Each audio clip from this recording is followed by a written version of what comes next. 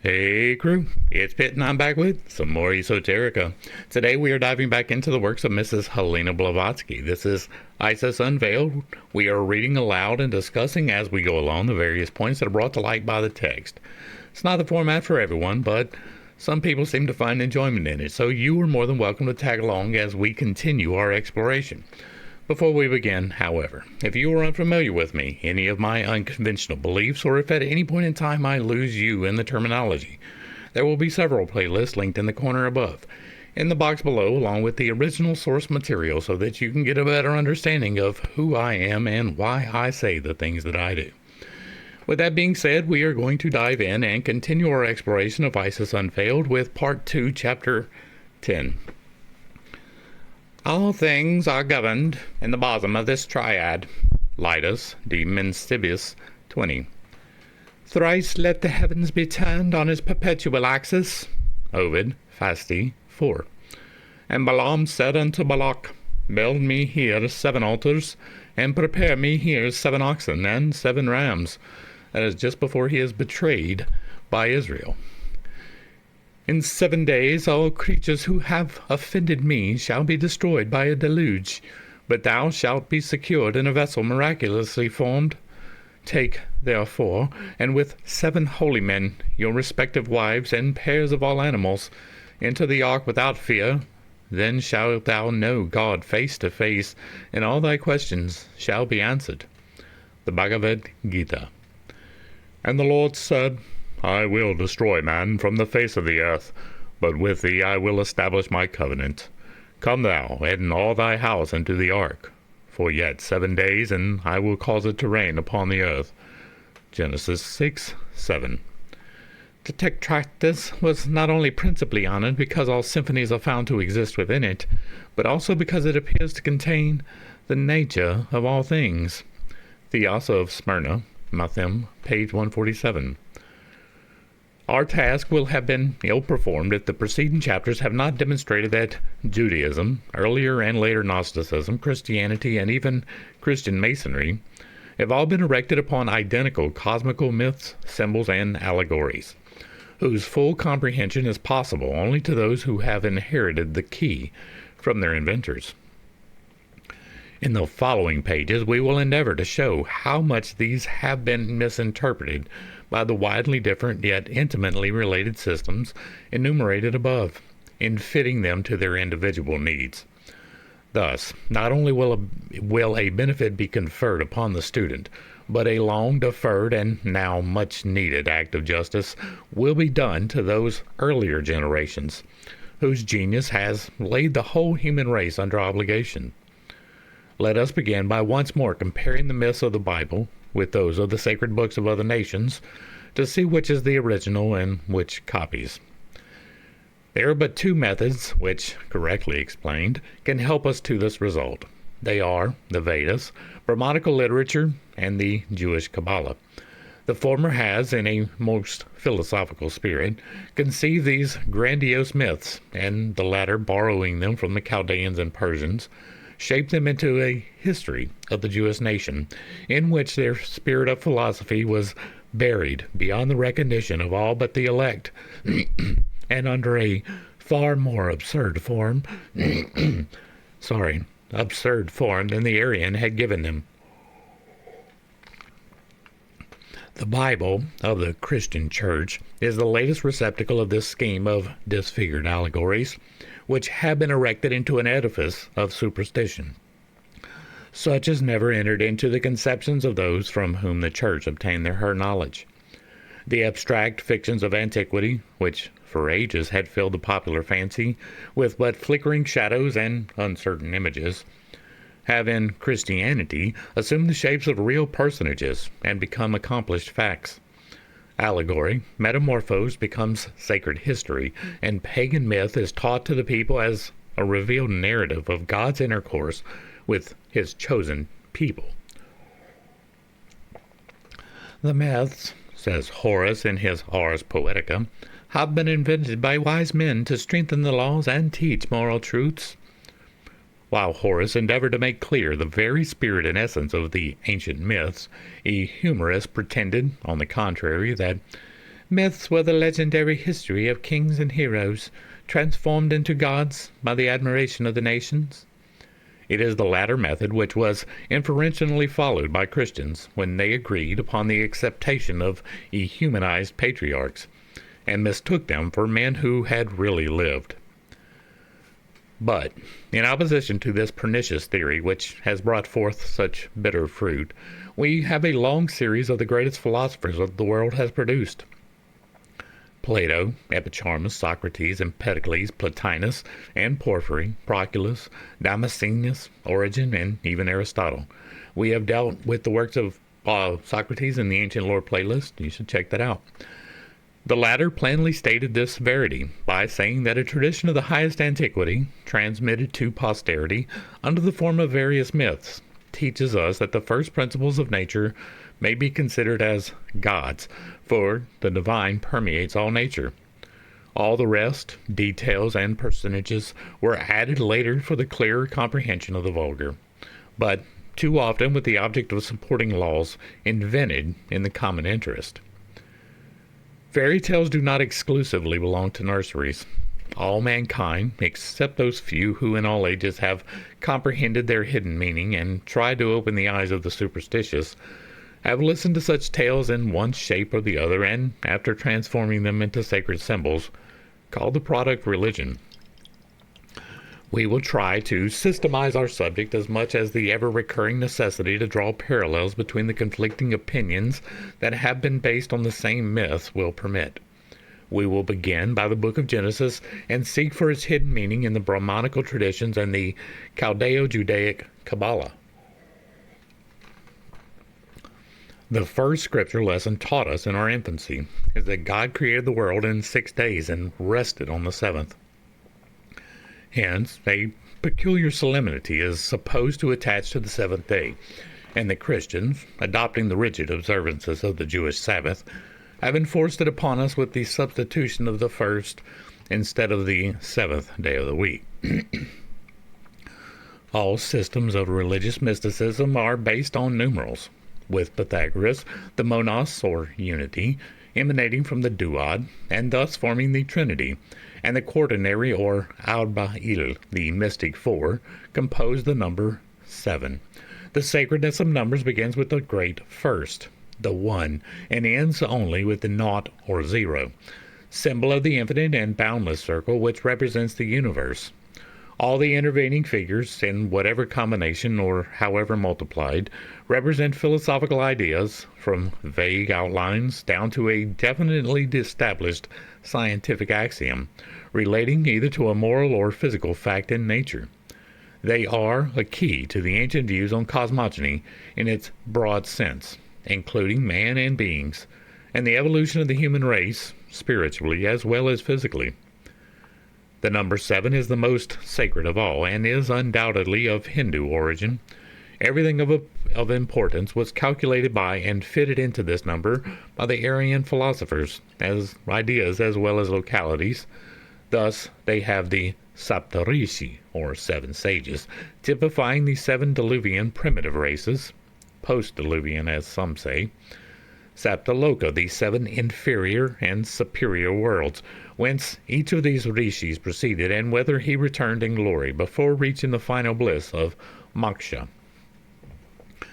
Saptakula, or 7 castes, the Brahmins assuming to represent the direct descendants of the highest of them. Now, I'm going to stop for a second, but to me, the number 8 is more important than 7. It is the completion of the harmonic and the beginning of the next one. These 7 steps, as outlined here, are not taking in the 1 of the all, which would complete these 7s with 8s. The prime creative number seems to be 8. It's the number of the harmonic. So the scale goes C, D, E, F, G, A, B, C. It is a repeating pattern at 8. There are 7 parts, or 8 parts to the earth. There are 8 parts to the atmosphere. There are 8 different types of crystals. There are 8 as a repeating pattern, but it generally includes the creative formative 1 encompassing. So for like these 7 castes, That would be the 7 earthly castes, and then you would have one extra, which is the divine, which is outside of the 7, but begins the new pattern. So to me, 7 is important, but it is not as important as 8. The golden mean is based off of 8. So, back to the text. Then again, the Sapta Pura, 7 holy cities, the Sapta Dvipa, 7 holy islands, the Sapta Samudra, the 7 holy seas, the Sapta Parvata, the 7 holy mountains, Sapta Ariana, the 7 deserts, Sapta Varushka, the 7 sacred trees, and so on. It is also important to note that there are more than 7 islands, more than 7 seas, more than 7 deserts, and definitely more than 7 trees. In the Chaldeo-Babylonian incantation, this number reappears again as prominently as among the Hindus. The number is dual in its attributes. In example, holy in one of its aspects has become nefast under other conditions. Thus, the following incantation we find traced to the Assyrian tablets, now so correctly interpreted.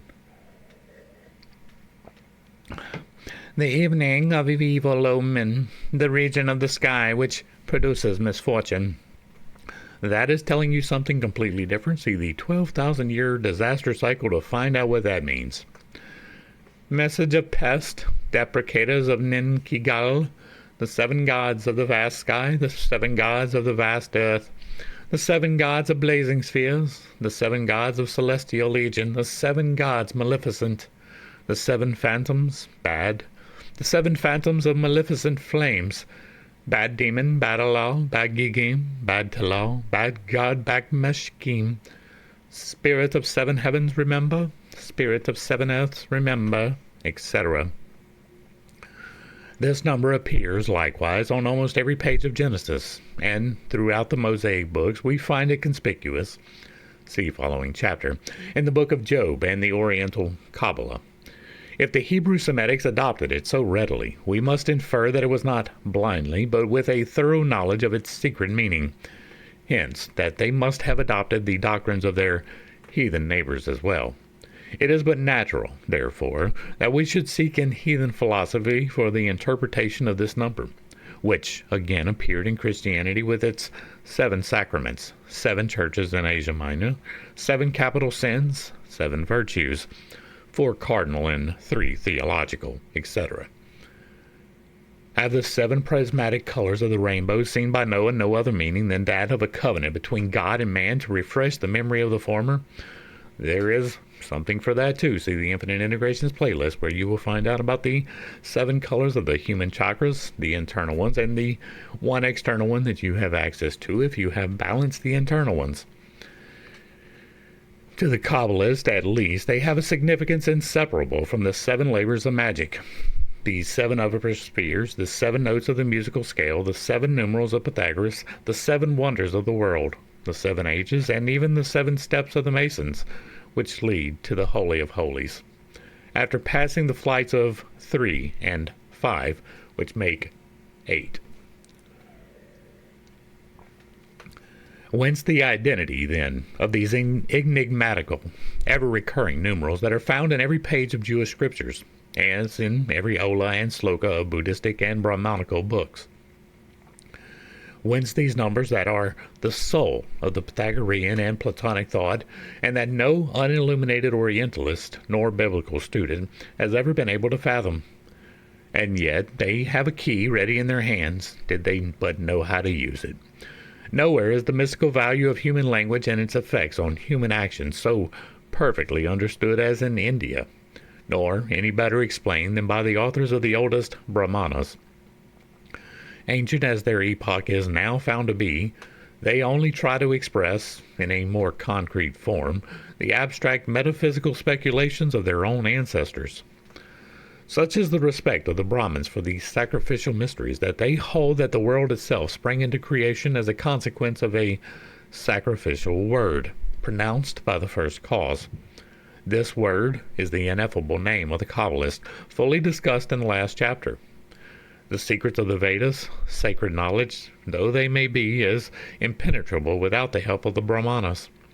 Properly speaking, the Vedas, which are written in verse and comprised in 4 books, constitute that portion called the mantra, or magical prayer, and the brahmanas, which are in prose, contain their key. Now, while the mantra part is alone holy, the brahmana portion contains all the theological exegesis and the speculations and explanations of the sacerdotal. Our Orientalists, we repeat, will make no substantial progress towards a comprehension of Vedic literature until they place a proper evaluation upon works now despised by them. For instance, the Aitareya and Kaushitakai Brahmanas, which belong to the Rig Veda.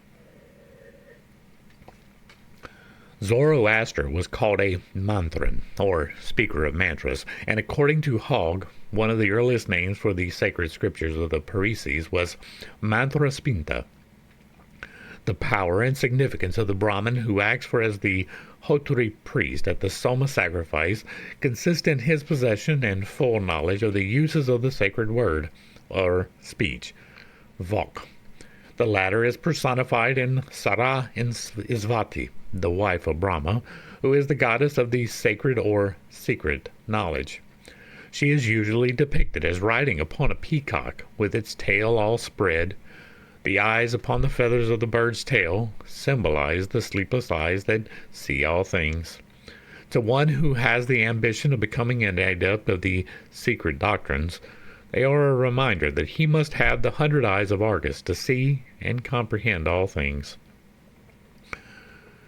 And this is why we say that it is not possible to solve fully the deep problems underlying the Brahmanical and Buddhistic sacred books without having a perfect comprehension of the esoteric meaning of the Pythagorean numerals.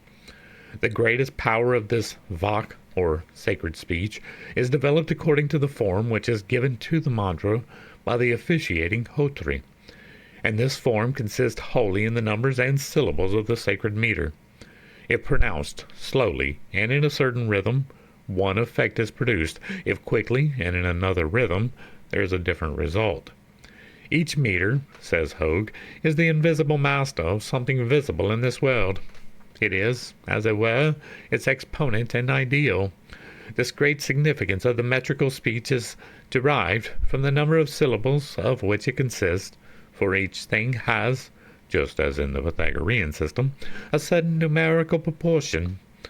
All these things, meters, chandas, stomas, and prashatas, are liable to be as eternal and divine as the words themselves they contain. The earliest Hindu divines did not only believe in primitive revelation of the words of the sacred text, but even that of the various forms. These forms, along with their contents, the everlasting Veda words, are symbols expressive of things of the invisible world, and in several respects comparable to the Platonic ideas. This testimony from an unwilling witness shows again the identity between the ancient religion as to their secret doctrine. The Gayatri meter, for example, consists of thrice 8 symbols, and is considered the most sacred of meters. It is the meter of Agni, the fire god, and becomes at times the emblem of Brahma himself, the chief creator and fashioner of man, in his own image. Now, Pythagoras says that the number 8, or the octat, is the first cube, that is to say, squared in all senses, as a die proceeding from its base 2, or even number, so is man 4 square, or perfect. Of course, few except the Pythagoreans and Kabbalists can fully comprehend this idea, but the illustration will assist in pointing out the close kinship of the numerals with the Vedic mantras. The chief problems of every theology lie concealed beneath this imagery of fire and the varying rhythm of its flames. The burning bush of the Bible, the Zoroastrian and other sacred fires, Plato's universal soul, and the Rosicrucian doctrines of both soul and body of man being evolved out of fire. The reasoning and immortal element which permeates all things, and which, according to Heraclitus, Hippocrates, and Parmenides, is God, have all the same meaning. Each meter in the Brahmanas corresponds to a number, and, as shown by Hogg, it stands in the sacred volumes, is a prototype of some visible form on earth, and its effects are either good or evil. The sacred speech can save, but it can kill as well. Its many meanings and faculties are well known, but to the Dikshita, the adept, who has been initiated into many mysteries and whose spiritual birth is completely achieved. The Vak of the mantra is a spoken power, which awakens another corresponding and still more occult power, each allegorically personified by some god in the world of spirits, and, according as it is used, responded to either by the gods or the Rakshasas, bad spirits. In the Brahmanical and Buddhist ideas, a curse, a blessing, a vow, a desire, an idle thought, each can assume a visible shape and so manifest itself objectively to the eyes of the author, or to him that it concerns. Every sin becomes incarnated, so to say, and, like an avenging fiend, persecutes its perpetrator. There are words which have a destructive quality in their very syllables, as though objective things. For every sound awakens a corresponding one in the invisible world of spirit, and the repercussion produces either a good or bad effect. Harmonious rhythm, a melody vibrating softly in the atmosphere, creates a beneficent and sweet influence around and acts most powerfully on psychological as well as physical natures of every living thing on earth. It reacts even on inanimate objects, for matter is still spirit in its essence, invisible as it may seem to our grosser senses. So with the numerals. Turn wherever we will, from the prophets to the apocalypse, we will see the biblical writers constantly using the numbers 3, 4, 7, and 12. And yet, we have known some partisans of the Bible who maintain that the Vedas were copied from the Mosaic books. The Vedas, which are written in Sanskrit, a language whose grammatical rules and forms, as Max Muller and other scholars confess, were completely established long before the days when the great wave of immigration bore it from Asia all over the Occident, are there to proclaim their parentage of every philosophy and every religious institution developed later among Semitic peoples. And which of the numerals most frequently occur in the Sanskrit chants? Those sublime hymns to creation, to the unity of God and the countless manifestations of His power? 1, 3, and 7. Read the hymn by Dirk Hatmas. And again, I say 1, 3, 8, but that is including the 1 as the next step in most cases. The 1, 3, 8 is the number of manifestation. It has worked for me, so to Him who represents all the gods, the God here present, our blessed patron, our sacrificer, has a brother who speaks himself in mid-air. There exists a third brother whom we sprinkle with our libations. It is he whom I have seen, master of men and armed with 7 rays. And again, 7 bridles, aiding and guiding a car which has but 1 wheel, and which is drawn by a single horse that shines with 7 rays. The wheel has 3 limbs, an immortal wheel, never wearying, whence hang all the worlds. Sometimes 7 horses drag a car of 7 wheels and 7 personages mounted, accompanied by 7 fecund nymphs over the water. And the following again in honor of the fire god Agni, who is so clearly shown but a spirit, subordinate to the one god. Ever one, although having 3 forms of double nature, androgynous, he rises, and the priest offer to God, in the act of sacrifice, their prayers, which reach the heavens borne aloft by Agni. Is this a coincidence, or rather, as reason tells us, the result of a derivation of many national cults from one primitive universal religion? A mystery for the uninitiated, the unveiling of the most sublime, because correct and true psychological and physiological problems for the initiate. Revelations of the personal spirit of man, which is divine, because that spirit is not only the emanation of the one supreme God, but is the only God man is able, in his weakness and helplessness, to comprehend, to feel within himself.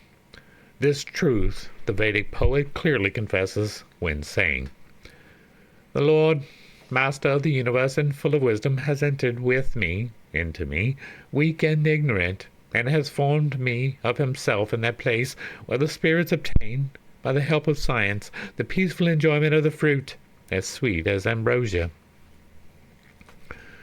Whether we call this fruit an apple from the tree of knowledge or the papala of the Hindu poet, it matters not. It is the fruit of esoteric wisdom. Our object is to show the existence of a religious system in India for many thousands of years before the exoteric fables of the Garden of Eden and the Deluge had been invented. Hence, the identity of doctrines. Instructed in them, each of the initiates of other countries became, in his turn, the founder of some great school of philosophy in the West. Who of our Sanskrit scholars has ever felt interested in discovering the real sense of the following hymns, palpable as it is? Papala, the sweet fruit of that tree upon which come spirits who love the science, and where the gods produce all marvels. This is a mystery for him who knows not the Father of the world. Or this one again. These stanzas bear at their head a title which announces that they are consecrated to the Vishwadeveras, that is to say, to all the gods. He who knows not the being whom I sing in all his manifestations will comprehend nothing of my verses. Those who do know him are not strangers to this reunion. This refers to the reunion and parting of the immortal and mortal parts of man. The immortal being, says the preceding stanza, is in the cradle of the mortal being. The two eternal spirits go and come everywhere. Only some men know the one without knowing the other. Dirghatamas. Who can give a correct idea of him whom the Rig Veda says? That which is one, the wise call it in diverse manners. That one is sung by the Vedic poets in all its manifestations in nature, and the books considered childish and foolish teach how at will to call the beings of wisdom for our instruction. They teach, as Porphyry says, a liberation from all terrene concerns, a flight of the alone to the alone. Professor Max Muller, whose every word is accepted by his school as philological gospel, is undoubtedly right in one sense when, in determining the nature of the Hindu gods, he calls them masks without an actor, names without being, not beings without names. For he but proves that thereby the monotheism of the ancient Vedic religion. But it seems to us more than dubious whether he or any scientist of his school needed hope to fathom the old Aryan thought without an accurate study of those very masks. To the materialist as to the scientist, who for various reasons endeavored to work out the difficult problem of compelling facts to agree with either his own hobbies or those of the Bible, they may seem but the empty shells of phantoms. Yet such authorities will ever be, as in the past, the unsafest of guides, except in matters of exact science. The Bible patriarchs are as much masks without actors as the Pragapatis, and yet, if the living personage behind these masks is but an abstract shadow, there is an idea embodied in every one of them which belongs to the philosophical and scientific theories of ancient wisdom. And who can render better service in this work than the native Brahmins themselves, or the Kabbalists? To deny, point blank, any sound philosophy in the latter Brahmanical speculations upon the Rig Veda is equivalent to refusing to ever correctly understand the mother religion itself, which gave rise to them, and which is the expression of the inner thought of the direct ancestors of these later authors of the Brahmanas. If learned Europeans can so readily show that all the Vedic gods are but empty masks, they must also be ready to demonstrate that the Brahmanical authors were as incapable as themselves to discover these actors anywhere. This done, not only the three other sacred books which Max Muller says do not deserve the name of Vedas, but the Rig Veda itself becomes a meaningless jumble of words. For what the world-renowned and subtle intellect of the ancient Hindu sages failed to understand, no modern scientist, however learned, can hope to fathom. Poor Thomas Taylor was right in saying that philology is not philosophy. It is, to say the least, illogical to admit that there is a hidden thought in the literary work of a race ethnologically different from our own, and then, because it is utterly unintelligible to us whose spiritual development during these several thousand intervening years has bifurcated into quite a contrary direction, deny that it has any sense in it at all. But this is precisely what, with all due respect for erudition, Professor Max Muller and his school do in this instance, at least. First of all, we are told that, albeit cautiously and with some effort, yet we may still walk in the footsteps of these authors of the Vedas. We shall feel that we are brought face to face and mind to mind with men yet intelligible to us after we have freed ourselves from our modern conceits. We shall not succeed always. Words, verses, nay, whole hymns in the Rig Veda will and must remain to us a dead letter, for, with a few exceptions, the whole world of the Vedic ideas is so entirely beyond our own intellectual horizon that instead of translating, we can as yet only guess and combine. And yet, to leave us in no possible doubt as to the true value of his words, the learned scholar, in another passage, expresses his opinion on these same Vedas, with one exception, thus: the only real Veda is the Rig Veda. The other so-called Vedas deserve the name of Veda no more than the Talmud deserves the name of Bible. Professor Muller rejects them as unworthy of the attention of anyone, and as we understand it, on the ground that they contain chiefly sacrificial formulas, charms, and incantations. And now, a very natural question.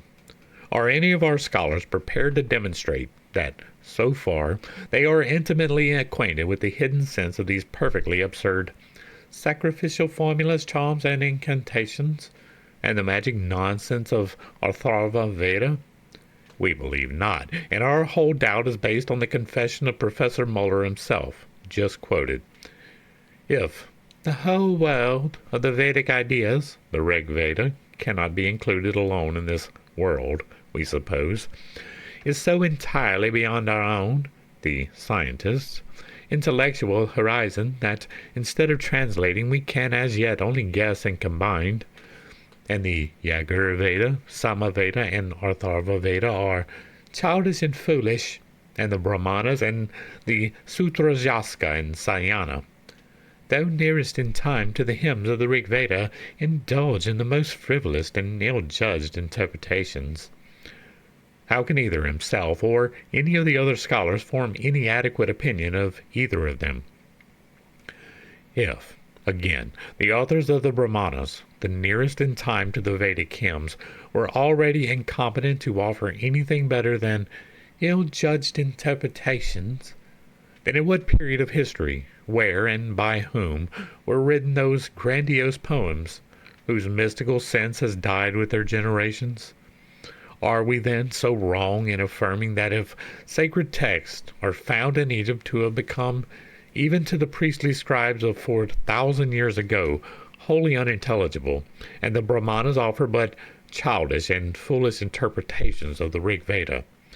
At least as far back as that, then, first, both the Egyptian and Hindu religious philosophies are of an untold antiquity, far antedating ages cautiously assigned them by our students of comparative mythology, and, second, the claims of the ancient priests of Egypt and modern Brahmins as to their age are, after all, correct. We can never admit that the three other Vedas are less worthy of their name than the Rig hymns, or that the Talmud and the Kabbalah are so inferior to the Bible. The very name of the Vedas, the literal meaning of which is knowledge or wisdom, shows them to belong to the literature of those men who, in every country, language, and age, have been spoken of as those who know. In Sanskrit, the third person singular is Veda, he knows, and the plural is Veda, they know. This word is synonymous with the Greek which Plato uses when speaking of the wise, the magicians, and with the Hebrew hakamim, wise men. Reject the Talmud and its predecessor and its old predecessor, the Kabbalah, and it will be simply impossible ever to render correctly one word of the Bible so much extolled at their expense. But then it is, perhaps, just what its partisans are working for. To banish the Brahmanas is to fling away the key that unlocks the door of the Rig Veda. The literal interpretation of the Bible has already borne its fruits, and the Vedas and Sanskrit sacred books in general. It will be just the same, with this difference, that the absurd interpretation of the Bible has received a time-honored right of eminent domain in the department of the ridiculous, and will find its supporters against light and against proof. As to the heathen literature, after a few more years of unsuccessful attempts at interpretation, its religious meaning will be relegated to the limbo of exploded superstitions, and people will hear no more of it. We beg to be clearly understood before we are blamed and criticized for the above remarks. The vast learning of the celebrated Oxford professor can hardly be questioned by his very enemies, yet we have a right to regret his precipitancy to condemn that which he himself confesses entirely beyond our own intellectual horizon. Even in what he considers a ridiculous blunder on the part of the author of the Brahmanas, other more spiritually disposed persons may see quite the reverse. Who is the greatest of the gods? Who shall first be praised by our songs? Says an ancient rishi of the Rig Veda, mistaking, as Professor M imagines, the interrogative pronoun who for some divine name. Says the professor, a place is allotted in the sacrificial invocations to a god who, and hymns addressed to him are called whoish hymns.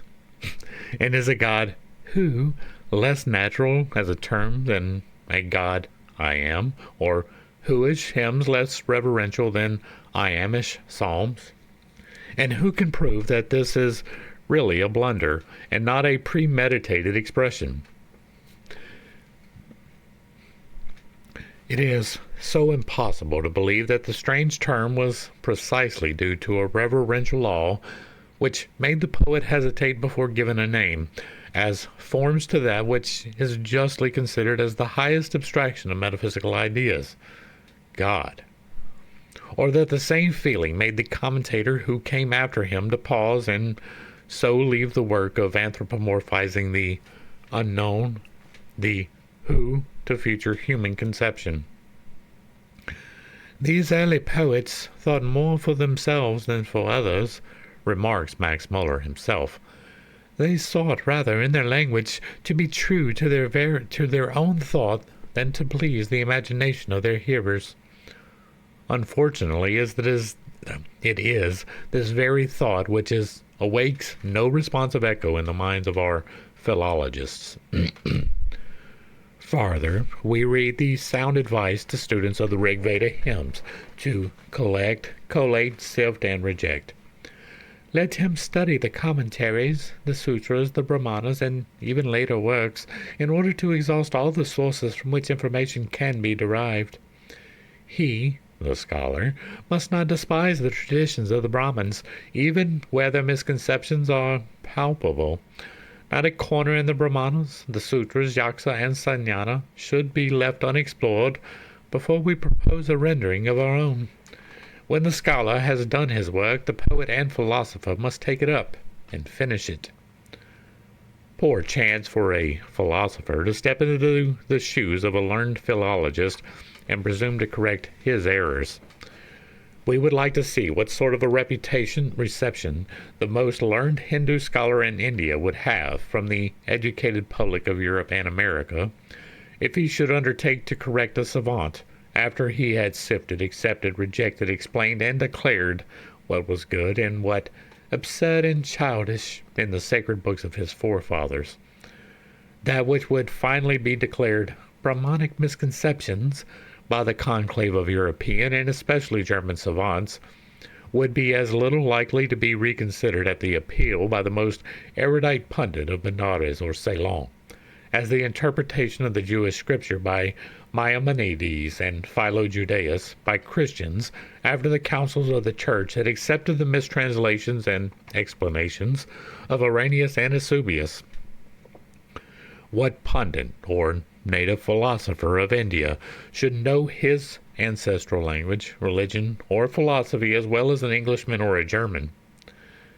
Or why should a Hindu be more suffered to expound Brahmanism than a rabbinical scholar to interpret Judaism or the Isaiah prophecies?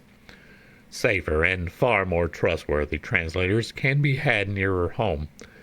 Nevertheless, let us still hope that we may find at last, even though it be in the dim future, a European philosopher to sift the sacred books of the wisdom religion and not be contradicted by every other of his class. Meanwhile, unmindful of any alleged authorities, let us try to sift for ourselves a few of these myths of old. We will search for an explanation within the popular interpretation and feel our way with the help of the magical lamp of Trismegistus, the mysterious number 7. We have more on Hermes Trismegistus in the Ancient Lore playlist. There must have been some reason why this figure was universally accepted as a mystic calculation. With every ancient people, the creator or demiurge was placed over the seventh heaven. And were I to touch upon the initiation into our sacred mysteries, says Emperor Julian, the Kabbalist, which the Chaldean Bacchaized respecting the seven-rayed God, lifting up the souls through him, I should say things unknown and very unknown to the rabble, but well known to the blessed theurgists. In Litus it is said that the Chaldeans call the god Io, and Sabaoth he is often called, and he who is over the 7 orbits, heavens or spheres, that is the demiurge. One must consult the Pythagoreans and Kabbalists to learn the potentiality of this number. Exoterically, the 7 rays of the solar spectrum are represented concretely in the 7-rayed god Heptacus. These 7 rays epitomized into 3 primary rays, namely the red, blue, and yellow, form the solar trinity and typify respectively spirit, matter, and spirit essence. Science also reduced of late the 7 rays to 3 primary ones, thus corroborating the scientific conception of the ancients of at least one of the visible manifestations of the invisible deity, and the 7 divided into a quaternary in the trinity. The Pythagoreans call the number 7 the vehicle of life, as it contained body and soul. They explained it by saying that the human body consisted of 4 principal elements, and that the soul is triple, comprising reason, passion, and desire. The ineffable word was considered the 7th and highest of all, for there are 6 minor substitutes, each belonging to a degree of initiation. The Jews borrowed their Sabbath from the ancients, who called it Saturn's Day and deemed it unlucky, and not the latter from the Israelites when Christianized. The people of India, Arabia, Syria, and Egypt observed weeks of 7 days, and the Romans learned the hebdomadal method from the foreign countries when they became subject to the empire. Still, it was not until the 4th century that the Roman kalends, nons, and ides were abandoned, and weeks substituted in their place, and the astronomical names of the days, such as Dies Solis, day of the sun, Dies Lunae, day of the moon, Dies Martis, day of Mars, Dies Mercurii, day of Mercury, Dies Jovis, day of Jupiter, Dies Veneris, day of Venus, and Dies Saturni, day of Saturn, prove that it was not from the Jews that the week of 7 days was adopted. Before we examine this number Kabbalistically, we propose to analyze it from the standpoint of the Judaico-Christian Sabbath. When Moses instituted the Yom Shabbat or Shabbath, the allegory of the Lord God resting from his work of creation on the 7th day was but a cloak, or, as the Zohar expresses it, a screen to hide the true meaning. The Jews reckoned then, as they do now, their days by number, as the day first, day second, and so on. Yom Ahad, Yom Shini, Yom Shalisho, Yom Morebis, Yom Shamishi, Yom Shishihai, Yom Shabbat. The Hebrew 7, consisting of 3 letters, S-B-O, has more than one meaning. First of all, it means age or cycle. Shab-ang, Sabbath, can be translated old age as well as rest, and in the Old Coptic, Sabeh means wisdom, learning. Modern archaeologists have found that as in Hebrew Sab also means gray-headed, and that therefore the Sabbath day was the day on which the gray-headed men, or aged fathers of a tribe, were in the habit of assembling for councils or sacrifices. Thus, the week of 6 days and the 7th, the Sabbath or Sapta-day period, is of the highest antiquity. The observance of the lunar festivals in India show that the nation held hebdomadal meetings as well. With every new quarter, the moon brings changes in the atmosphere. Hence, sudden changes are also produced throughout the whole of our universe, of which the meteorological ones are the most insignificant. On this day, of the 7th and most powerful of the prismatic days, the adepts of the secret science meet, as they met thousands of years ago, to become the agents of the occult powers of nature, emanations of the working God, and commune with the invisible worlds. It is in this observance of this 7th day by the old sages, not as the resting day of the deity, but because they had penetrated into its occult power, that lies the profound veneration of all the heathen philosophers for the number 7, which they term the venerable, the sacred number. The Pythagorean tetractys, revered by the Platonists, was the square, placed below the triangle, the latter, or the trinity embodying the invisible monad, the unity, and deemed too sacred to be pronounced except within the walls of a sanctuary. The ascetic observance of the Christian Sabbath by Protestants is purely religious tyranny, and does more harm, we fear, than good. It really dates only from the enactment, in 1678, of the 29th of Charles II, which prohibited any tradesman, artificer, workman, laborer, or other person to do or exercise any worldly labor, etc., etc., upon the Lord's day. The Puritans carried this thing to extremes, apparently to mark their hatred of Catholicism, both Roman and Episcopal. That it was no part of the plan of Jesus that such a day should be set apart is evident not only from his words but acts. It was not observed by the early Christians. When Trypho, the Jew, reproached the Christians for not having a Sabbath, what does the martyr answer him? The new law will have you keep a perpetual Sabbath. You, when you have passed a day in idleness, think you are religious. The Lord is not pleased with such things as these. If any be guilty of perjury or fraud, let him reform. If he be an adulterer, let him repent. And he will then have kept a kind of Sabbath, truly pleasing to God. The elements are never idle, and keep no Sabbath. There was no need of the observance of Sabbaths before Moses, neither now is there any need of them after Jesus Christ. The heptaxis is not the supreme cause, but simply an emanation from him, the first visible manifestation of the unrevealed power. His divine breath, which, violently breaking forth, condensed itself, shining with radiance until it evolved into light, and so became cognizant to external sense, says John Reuchlin.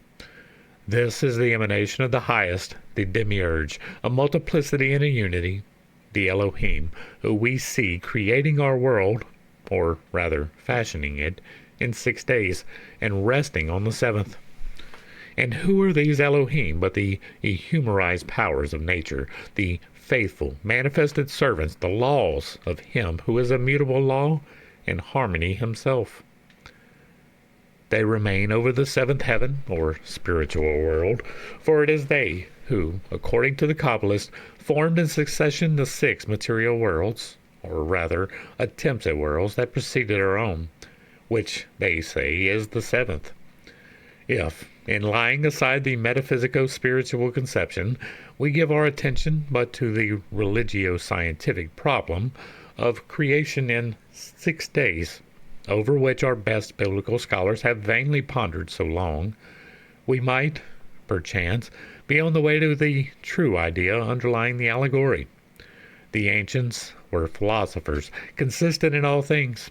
Hence, they taught that each of these departed worlds, having performed its physical evolution and reached, through birth, growth, maturity, old age, and death, the end of its cycle, had returned to its primitive subjective form of a spiritual earth.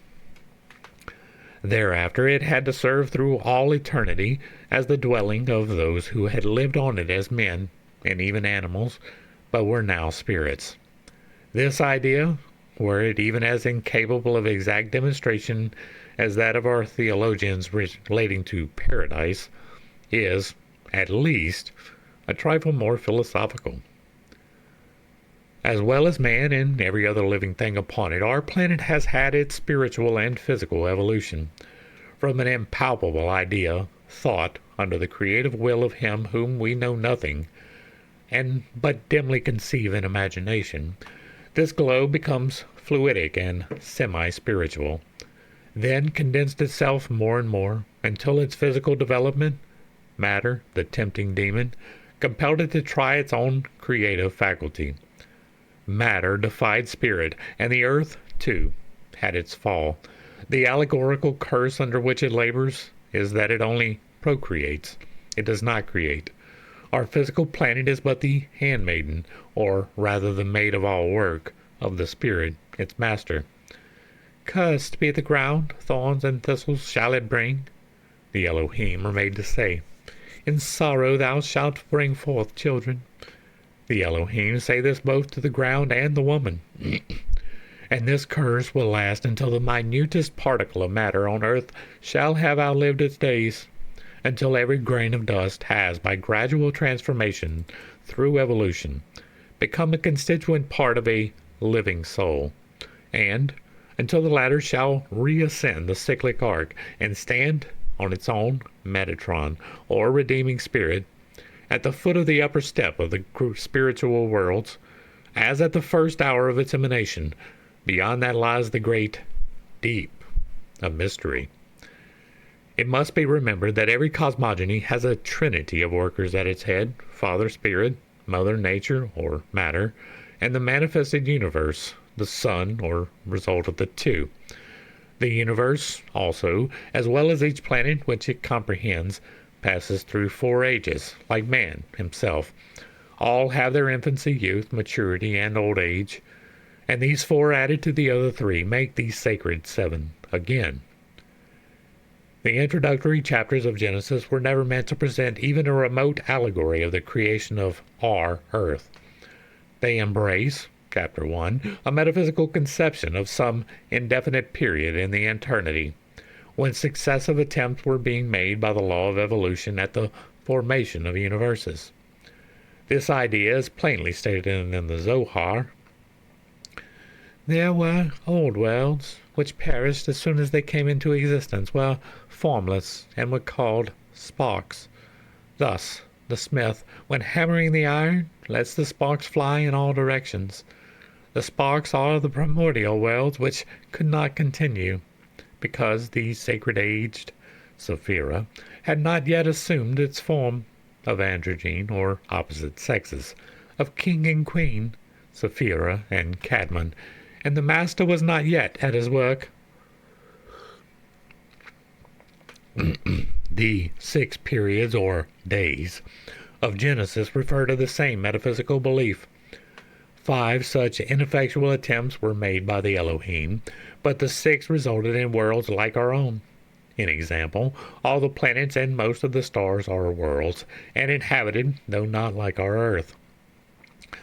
Having formed this world at last in the 6th period, the Elohim rested in the 7th.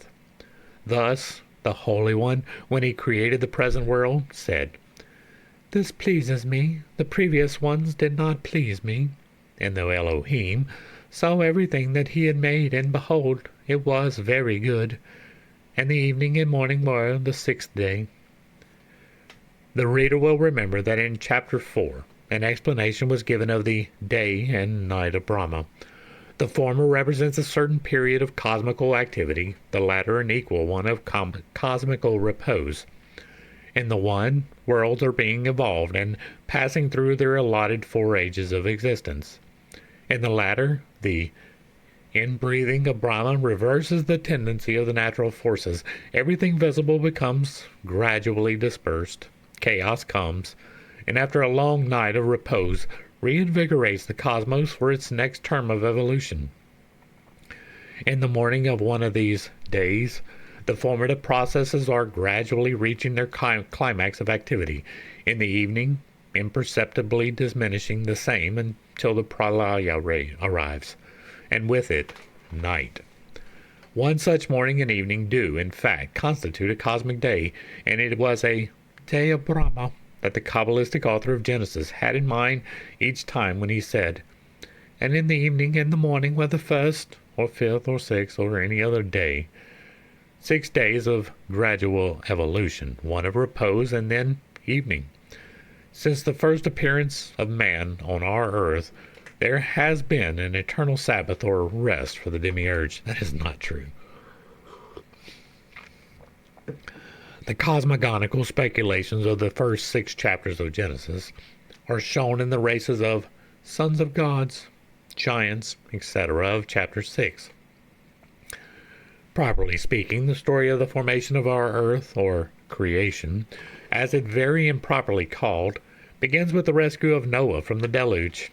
The Chaldeo-Babylonian tablets, recently translated by George Smith, leave no doubt that in the minds of those who read the inscriptions esoterically, Ishtar, the great goddess, speaks in column 3 of the destruction of the 6th world and appearance of the 7th, thus: 6 days and nights the wind, deluge, and storm overwhelmed. On the 7th day in its course was calm the storm, and all the deluge, which it destroyed like an earthquake. Quieted the sea, he caused to dry, and the wind and deluge ended. I perceived the shore at the boundary of the sea. To the country of Nazia went the ship, Arga, or the moon. The mountain of Nazia stopped the ship. The 1st day and the 2nd day, the mountain of Nazia the same. The 5th and the 6th, the mountain of Nazia the same. And on the 7th day, in the course of it, I sent forth a dove, and it left. The dove went and turned, and the raven went and did not return. I built an altar on the peak of the mountain. By 7 herbs I cut. At the bottom of them I placed reeds, pines, and semgar. The gods, like flies over the sacrifice, gathered. From of old also the great god in his course, the great brightness, the sun, of Anu had created. When the glory of those gods, the charm round my neck would not repel, etc. All this has a purely astronomical, magical, and esoteric relation. One who reads these tablets will recognize at a glance the biblical account. The judge, at the same time, how disfigured is the great Babylonian poem by Yohimic personages, degraded from their exalted positions of gods into simple patriarchs.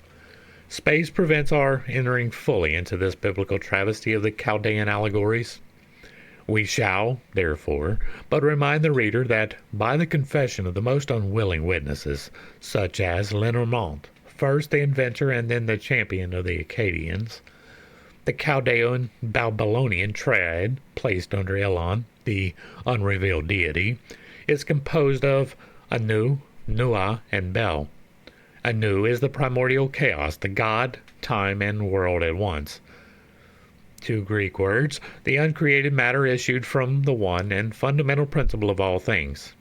As to Nuah, he is, according to the same Orientalists, the intelligence which we willingly say the verbum, which animates and fecundates matter, which penetrates the universe, directs and makes it live, and at the same time, Noah is the king of the human principle, the spirit moving on the waters.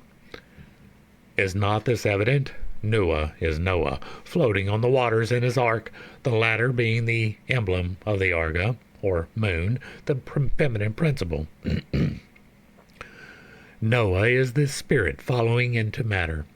We find him as soon as he descends upon the earth, planting a vineyard, drinking of the wine and getting drunk on it. In example, the pure spirit becoming intoxicated as soon as it is finally imprisoned in matter. The 7th chapter of Genesis is but another version of the first. Thus, while the latter reads, "And darkness was upon the face of the deep, and the Spirit of God moved upon the face of the waters," in chapter 7th it is said, "And the waters prevailed, and the ark went with Noah, the Spirit, upon the face of the waters." Thus, Noah, if the Chaldean Nuah, is the spirit vivifying matter, chaos represented by the deep or waters of the flood. In the Babylonian legend it is Ishtar, Ashtoreth, the moon, which is shut up in the ark and sends out a dove, emblem of Venus, and other lunar goddesses, in search of dry land. And whereas the Semitic tablets it is Zethustris, or Hasidra, who is translated to the company of the gods for his piety, in the Bible it is Enoch who walked with, and being taken up by God, was no more. The successive existence of an incalculable number of worlds before the subsequent evolution of our own was believed and taught by all the ancient peoples. The punishment for the Christians for despoiling the Jews of their records and refusing the true key to them began from the earliest centuries, and thus it is that we find the holy fathers of the Church laboring through an impossible chronology and the absurdities of literal interpretation, while the learned rabbis were perfectly aware of the real significance of their allegories. So, not only in the Zohar, but also in other Kabbalistic works accepted by Talmudists, such as Midrash Bereshith, or the Universal Genesis, which, with the Merkabah, the chariot of Ezekiel, composes the Kabbalah, may be found the doctrine of a whole series of worlds evolving out of the chaos and being destroyed in succession.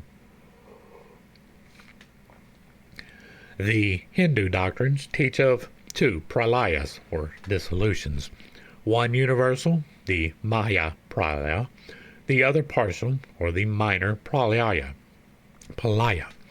This does not relate to the universal dissolution which occurs at the end of every day of Brahma, but to the geological cataclysms at the end of every minor cycle of our globe. This historical and purely local deluge of Central Asia, the traditions of which can be traced in every country, and which, according to Bunsen, happened about the year 10,000 BC, had naught to do with the mythical Noah or Noah. A partial cataclysm occurs at the close of every age of the world, they say, which does not destroy the latter, but only changes its general appearance. New races of men and animals, and a new flora evolve from the dissolution of the precedent ones. That is an interesting theory. It is close to what I say in the 12,000-year disaster cycle, which is a scientifically trackable cycle of events which are somewhat described here. If you are interested, that is definitely a place that you should check out. The allegories of the fall of man and the deluge are the 2 most important features of the Pentateuch. They are, so to say, the Alpha and Omega, the highest and the lowest keys of the scale of harmony on which resounds the majestic hymns of the creation of mankind. For they discover to him who questions the Zura, figurative gematria, the process of man's evolution from the highest spiritual entity unto the lowest physical, the post-diluvian man, as in the Egyptian hieroglyphics. Every sign of the picture writing which cannot be made to fit within a certain circumscribed geometrical figure may be rejected as only intended by the sacred hierogrammatists for the premeditated blind. So many of the details in the Bible must be treated on the same principle a portion only being accepted which answers to the numerical methods taught in the Kabbalah. The deluge appears in the Hindu books only as a tradition. It claims no sacred character, and we find it but in the Mahabharata, the Puranas, and still earlier in the Satapatha, one of the latest Brahmanas. It is more than probable that Moses, or whoever wrote for him, used these accounts as the basis of his own purposely disfigured allegory, adding to it, moreover, the Chaldean Berosian narrative. In Mahabharata, we recognize Nimrod under the name of King Ditha.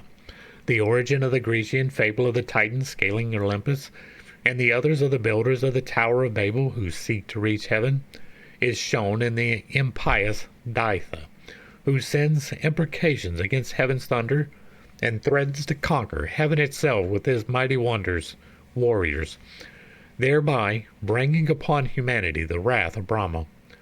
The Lord then resolved, said the text, to chastise his creatures with a terrible punishment, which would serve as a warning to survivors and to their descendants.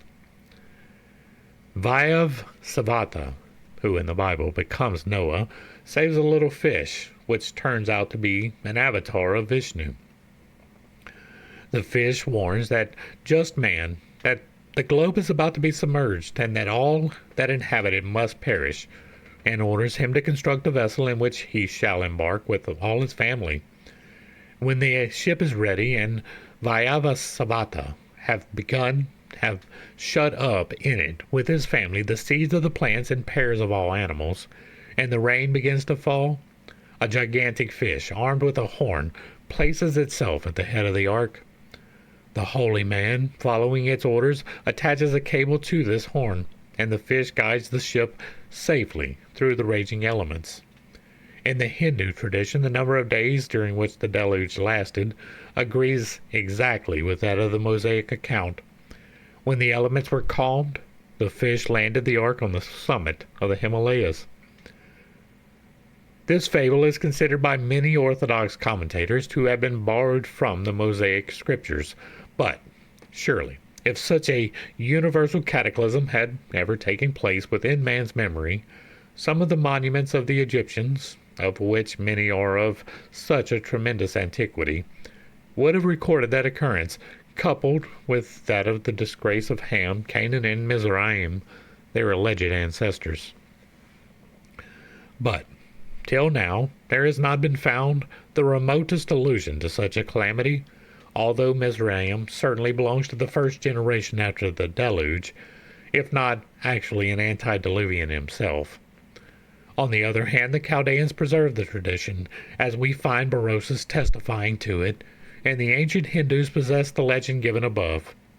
Now, there is but one explanation of the extraordinary fact that of two contemporary and civilized nations like Egypt and Chaldea, one has preserved no tradition of it whatever, although it was the most likely interested in the occurrence, if we credit the Bible, and the other has. The deluge noticed in the Bible, in one of the Brahmanas, and in the Berosus fragment, relates to the partial flood, which, about 10,000 years BC, according to Bunsen, and according to the Brahmanical computations of the zodiac, also changed the whole face of Central Asia. Thus, the Babylonians and Chaldeans might have learned of it from their mysterious guests, christened by some Assyriologists Akkadians, and what is still more probable, they themselves, perhaps, were the descendants of those who had dwelt in the submerged localities. The Jews had the tale from the latter as they had everything else. The Brahmins may have recorded the traditions of the lands which they first invaded, and perhaps inhabited before they possessed themselves of the Punjab.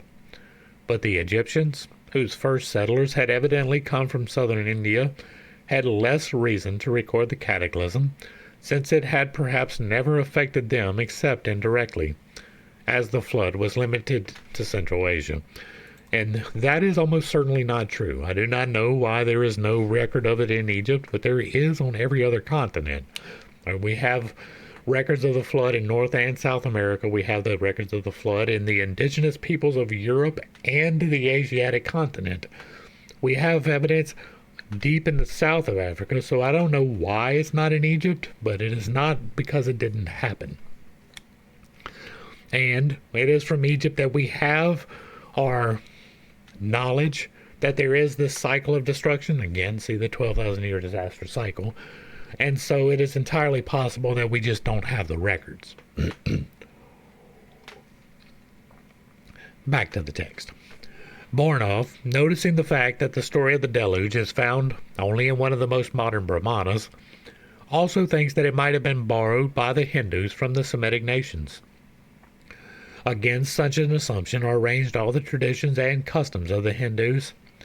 The Aryans, and especially the Brahmins, never borrowed anything at all from the Semitists, and here we are corroborated by one of those unwilling witnesses, as Higgins calls the partisans of Jehovah in the Bible. I have never seen anything in the history of the Egyptians and Jews, writes Abbe Dubois, 40-year resident of India, that would induce me to believe that either of these nations, or any other on the face of the earth, have been established earlier than the Hindus, and particularly the Brahmins. So I cannot be induced to believe that the latter have drawn their rights from foreign nations. On the contrary, I infer that they have drawn them from an original source of their own. Whoever knows anything of the spirit and character of the Brahmins, their stateliness, their pride and extreme vanity, their distance and sovereign contempt for everything that is foreign, and of which they cannot boast to have been the inventors, will agree with me that such a people cannot have consented to draw their customs and rules of conduct from an alien country. This fable, which mentions the earliest avatar, the Matsya, relates to another yuga than our own, that of the first appearance of animal life, perchance, who knows, to the Devonian age of our geologists. It certainly answers better to the latter than the year 2348 BC. Apart from this, the very absence of all mention of the deluge from the oldest book of the Hindus suggests a powerful argument when we are left utterly to influences, as in this case. The Vedas and Manu, says Jacoliot, those monuments of the old Asiatic thought, existed far earlier than the Diluvian period. This is an incontrovertible fact, having all the value of an historical truth. For, besides the tradition which shows Vishnu himself as saving the Vedas from the deluge, a tradition which, notwithstanding its legendary form, must certainly rest upon real fact, it has been remarked that neither of these sacred books mention the cataclysm, while the Puranas and the Mahabharata and a great number of other more recent works describe it with the minutest detail, which is a proof of the priority of the former. The Vedas certainly would never have failed to contain a few hymns on the terrible disaster which, of all the other natural manifestations, must have struck the imagination of the people who witnessed it.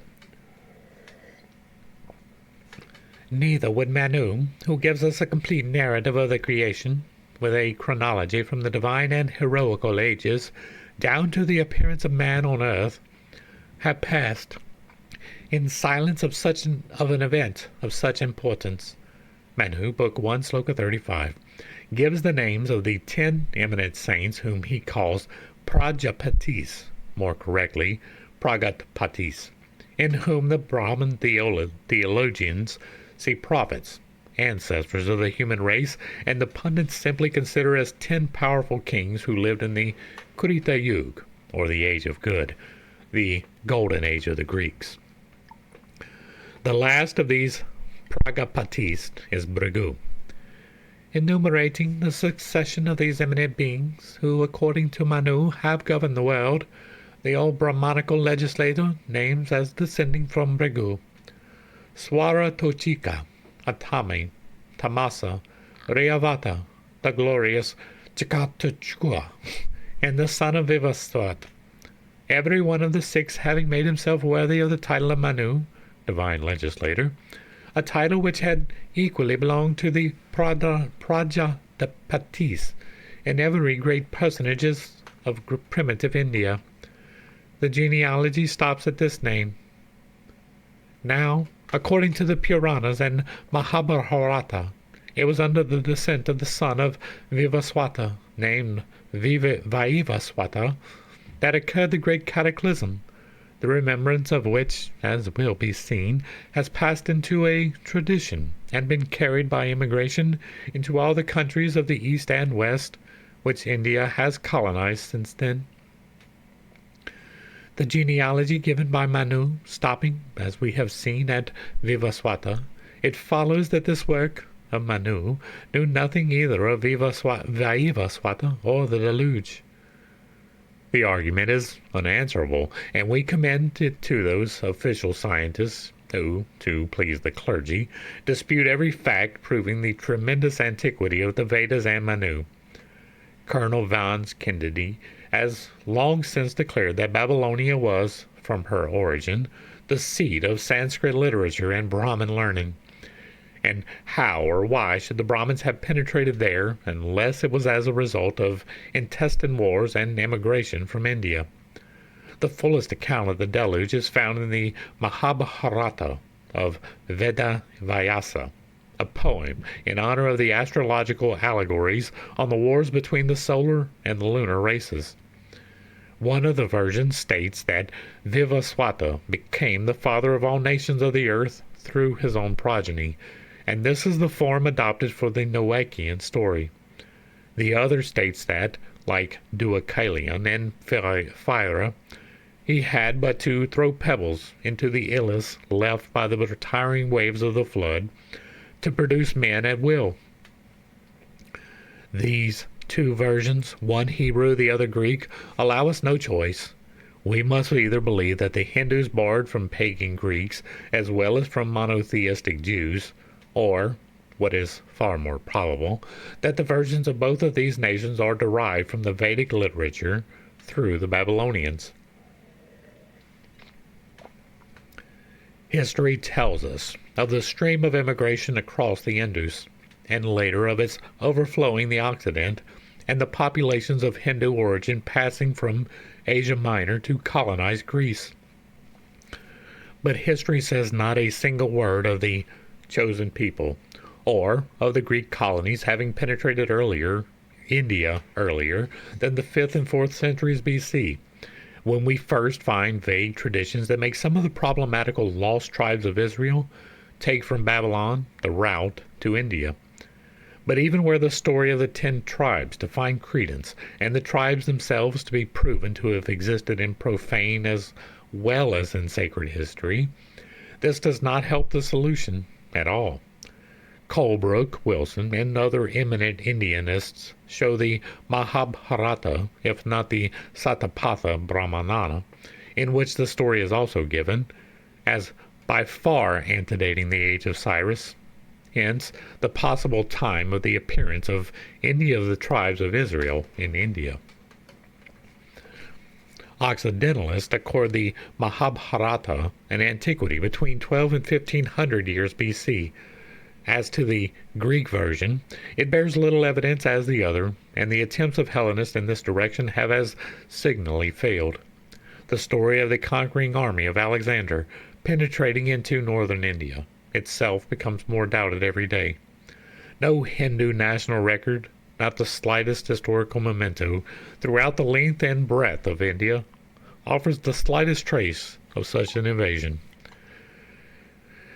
If even such historical facts are now found to have been all the while fictions, what are we to think of the narratives which bear on their very face the stamp of invention? We cannot help sympathizing at heart with Professor Muller when he remarks that it seems blasphemy to consider the fables of the heathen world as corrupted and misinterpreted fragments of the divine revelation once granted to the whole race of mankind. Only can this scholar be held perfectly impartial and fair to both parties, unless he includes in the number of these fables those of the Bible. And is the language of the Old Testament more pure or moral than the books of the Brahmins? Or any fables of the heathen world more blasphemous and ridiculous than Jehovah's interview with Moses, Exodus 33:23. Are any of the pagan gods made to appear more fiendish than the same Jehovah in a score of passages? If the feelings of a pious Christian are shocked at the absurdities of Father Kronos eating his children and maiming Uranus, or of Jupiter throwing Vulcan down from heaven and breaking his leg, on the other hand, he cannot feel hurt if a non-Christian laughs at the idea of Jacob boxing with the Creator, who, when he saw that he prevailed not against him, dislocated Jacob's thigh. The patriarch, still holding fast to God and not allowing him to go his way, notwithstanding his pleading. Why should the story of Deucalion and Pyrrha throwing stones behind them, and thus creating the human race, be deemed more ridiculous than that of Lot's wife being changed into a pillar of salt, or of the Almighty creating men of clay and then breathing the breath of life into them? The choice between the latter mode of creation and that of the Egyptian ram-horned god fabricating man on a potter's wheel is hardly perceptible. The story of Minerva, goddess of wisdom, ushered into existence after a certain period of gestation in her father's brain, is at least suggestive and poetical as an allegory. No ancient Greek was ever burned for not accepting it literally, and, at all events, heathen fables in general are far less preposterous and blasphemous than those imposed upon Christians. Ever since the Church accepted the Old Testament, and the Roman Catholic Church opened its register of thaumaturgical saints. Many of the natives of India, continues Professor Muller, confess that their feelings revolt against the impurities attributed to the gods by what they call their sacred writings.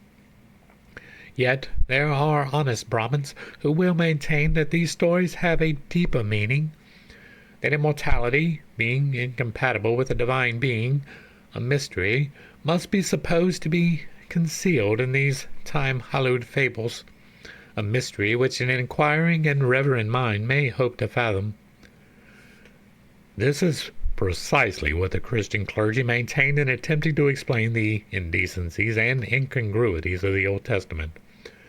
Only, instead of allowing the interpretation to those who have the key to these seeming incongruities, they have assumed to themselves the office and right, by divine proxy, to interpret these in their own way.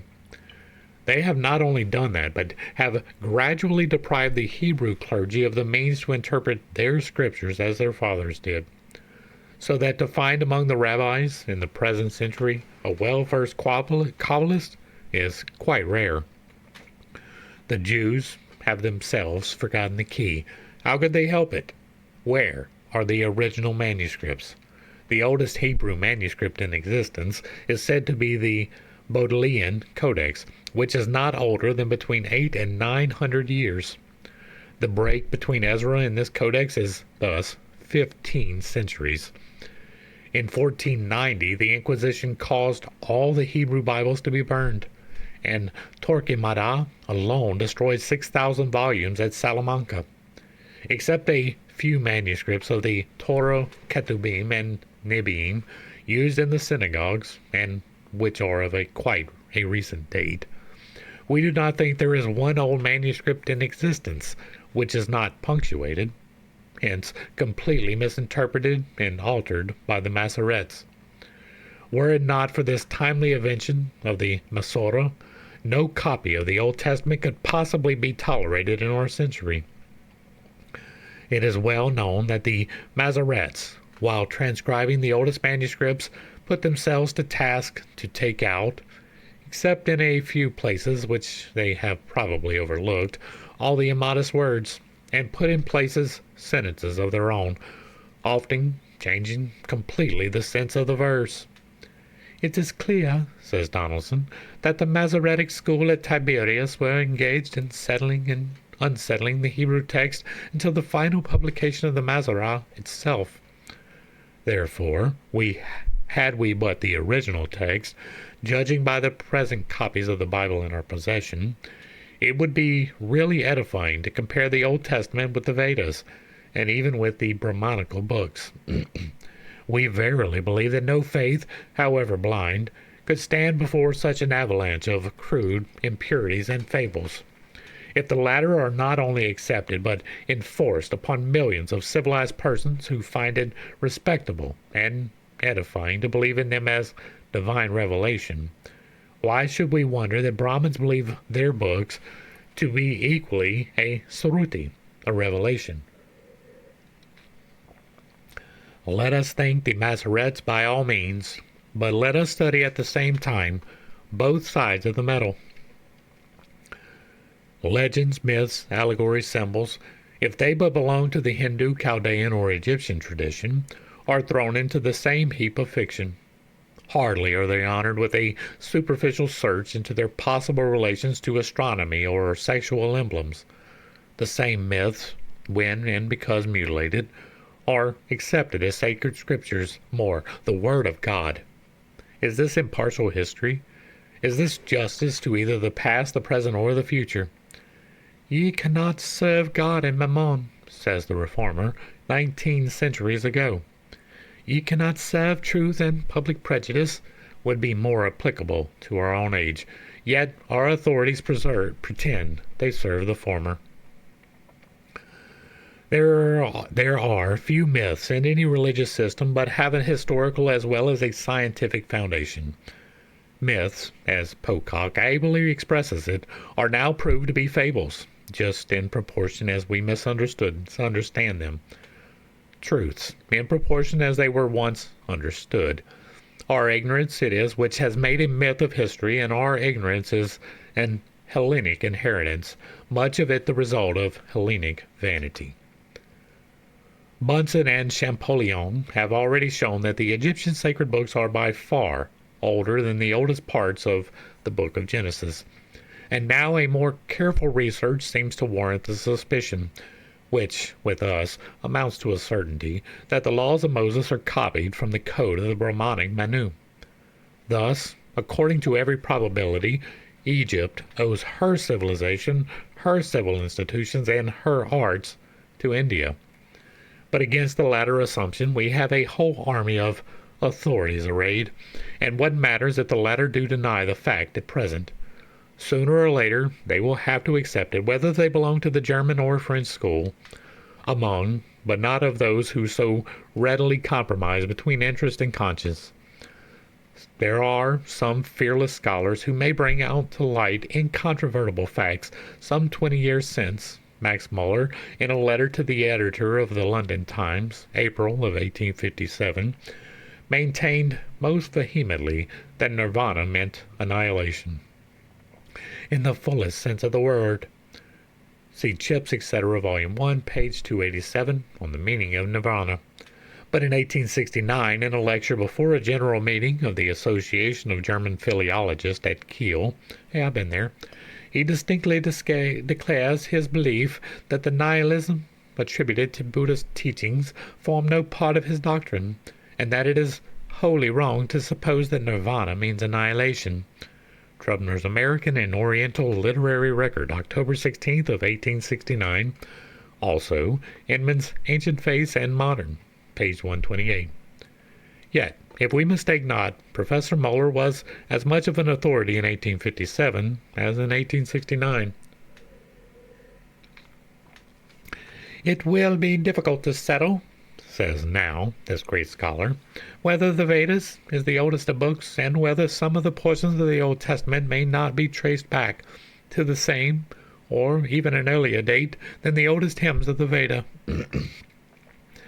But his retraction about the nirvana allows us a hope that he may yet change his opinion on the question of Genesis likewise, so that the public may have simultaneously the benefit of truth and the sanction of one of Europe's greatest authorities. It is well known how little the Orientalists have come to anything like an agreement about the age of Zoroaster, and until this question is settled, it would be safer perhaps to trust implicitly in the Brahmanical calculations by the zodiac than to the opinions of scientists. leaving the profane horde of unrecognized scholars, those we mean who yet wait their turn to be chosen for public worship as idols, symbolical of scientific leadership. Where can we find, among the sanctioned authorities of the day, two that agree as to this age? There's Bunsen, who places Zoroaster at Bactra, and the immigration of the Bactrians to the Indus at 3784 BC, and the birth of Moses at 1392. Now, it is rather difficult to place Zoroaster anterior to the Vedas, considering that the whole of his doctrine is that of the earlier Vedas. True, he remained in Afghanistan for a period more or less problematical before crossing into the Punjab, but the Vedas were begun in the latter country. They indicate the progress of the Hindus, as the Avesta that of the Iranians. And there is Hogg, who assigns to the Aitareya Brahmanam a Brahmanical speculation and commentary upon the Rig Veda of a far later date than the Veda itself, between 1400 and 1200 BC, while the Vedas are placed by him between 2000 and 2400 years BC. Max Muller cautiously suggests certain difficulties in this chronological computation, but still does not altogether deny it. Let it, however, be as it may, and supposing that the Pentateuch was written by Moses himself, notwithstanding that he would thereby be made to twice record his own death, still, if Moses was born, as Bunsen finds, in 1392 BC, the Pentateuch could not have been written before the Vedas, especially if Zoroaster was born 3784 BC. If, as Dr. Hogg tells us, some of the hymns of the Rig Veda were written before Zoroaster accomplished his schism, something like 37 centuries BC, and Max Muller says himself that the Zoroastrians and their ancestors started from India during the Vedic period. How can some of the portions of the Old Testament be traced back to the same or even an earlier date than the oldest hymns of the Veda? It has generally been agreed among Orientalists that Aryans, 3,000 years BC, were still in the steppes east of the Caspian and united. Rawlinson conjectures that they flowed east from the Armenia as a common center, while two kindred streams began to flow, one northward over the Caucasus and the other westward over Asia Minor and Europe. He finds the Aryans, at a period anterior to the 15th century before our era, settled in the territory watered by the upper Indus. Thence, Vedic Aryans migrated to the Punjab, and the Zendic Aryans westward, establishing the historical countries. But this, like the rest, is a hypothesis and only given as such. Again, Rawlinson, evidently following Max Muller, says, "The early history of the Aryans is for many ages an absolute blank. But many learned Brahmins, however, have declared that they found trace of the existence of the Vedas as early as 2100 BC, and Sir William Jones, taking for his guide the astronomical data, places the Yagur Veda 1580 BC. This would be still before Moses. It is upon the supposition that the Aryans did not leave Afghanistan for the Punjab prior to 1500 BC that Max Muller and other Oxford savants have supposed that portions of the Old Testament may be traced back to the same or even an earlier date in the oldest hymns of the Veda. Therefore, until the Orientalists can show us the correct date at which Zoroaster flourished, no authority can be regarded as better for the ages of the Vedas than the Brahmins themselves. It is a recognized fact that the Jews borrowed most of their laws from the Egyptians. Let us examine who were the Egyptians. In our opinion, which is but a poor authority, of course, they were the ancient Indians. In our first volume, we have quoted passages from the historian Kalukabata that support such a theory. What we mean by ancient India is the following. No region on the map, except it be the ancient Scythia, is more uncertainly defined than that which bore the designation of India. Ethiopia is perhaps the only parallel. It was the home of the Kushite or Hamitic races, and lay to the east of Babylonia. It was once the name of Hindustan, when the dark races, worshippers of Bala Mahadeva and Bhavani Mahadevi, were supreme in that country. The India of the earlier sages appears to have been the region at the sources of the Oxus and Jaxartes. Apollonius of Tyana crossed the Caucasus, or Hindu Kush, where he met with a king who directed him to the abode of the sages, perhaps the descendants of those whom Ammianus terms the Brahmins of Upper India, and whom Hystaspes, the father of Darius, or more probably Darius Hystaspes himself, visited, and, having been instructed by them, infused their rites and ideas into the Magian observances.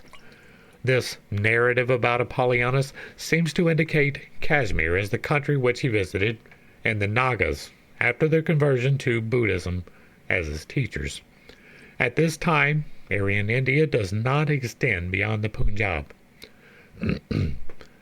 To our notion, the most baffling impediment in the way of ethnological progress has always been the triple progeny of Noah. In the attempt to reconcile post-Diluvian races with a genealogical descent from Shem, Ham, and Japheth, the Christian-esque Orientalists have set themselves a task impossible of accomplishment.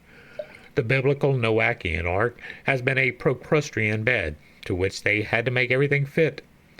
Attention has, therefore, been diverted from veritable sources of information as to the origin of man, and a purely local allegory mistaken for a historical record emanating from an inspired source. Strange and unfortunate choice. Out of all the sacred writings of all the branched nations, sprung from the primitive stock of mankind, Christianity must choose for its guidance the national records and scriptures of a people, perhaps the least spiritual of the human family, the Semitic, a branch which has never been able to develop out of its numerous tongues a language capable of embodying ideas of a moral and intellectual world, whose form of expression and drift of thought could never soar higher than the purely sensual and terrestrial figures of speech, whose literature has left nothing original, nothing that was not borrowed from the Aryan thought, and whose science and philosophy are utterly wanting in those noble features which characterize the highly spiritual and metaphysical systems of the Indo-European Japetic races. We are going to go ahead and wrap this one up. We're about halfway, and I don't know if this is going to be starting a new section, but that's a fairly good place to start, right? With the slap of the Semitic races. Now, I do not hold that a race is guilty of anything. I do not hold those type of beliefs, but some people do, and I am not trying to intimate that. What I am saying is that the foundation upon which the religion is based is completely shifting sand, as I have pointed out in the Unconventional Bible Study. Hopefully I brought a little bit of enlightenment and not too much confusion to a somewhat difficult series of topics. I understand that I have some unconventional beliefs, and I have a tendency to step on toes when I relay those. It is not intentional, but it is not something I apologize for. I didn't have too much to add to this particular study. Once again, this was a lot of history without a lot of speculation, right? It is merely listing things which are. And so there's not a lot to doubt about. Now, I hold that the number 8 is more important than the number 7, but that is a personal choice that I believe in due to personal revelation. You don't have to. It is not doctrinal. For me, it has been more effective. For me, the number 138 is a lot more important than the number 137. Then again, that is through revelation, so you don't have to believe it. But I do talk in a lot more detail in the Infinite Integrations playlist about why that is so. If you like what I'm doing over here, let me know down below. Give me a like, share, and a sub. Throw me a comment if you agree or disagree. If it remains respectful, it gets to remain up. If there's another work you would like to see me talk about in the manner that we do here, leave that in the comments as well. And if you really like what I'm doing, hit me with that super thanks. To the crew, thanks for hanging out. I appreciate every single minute that you are here with me, and I am praying for you every single day. Until next time, I love you. God loves you. You are perfect, whole, and complete just the way that you are. And this has been Pitt State. Peace.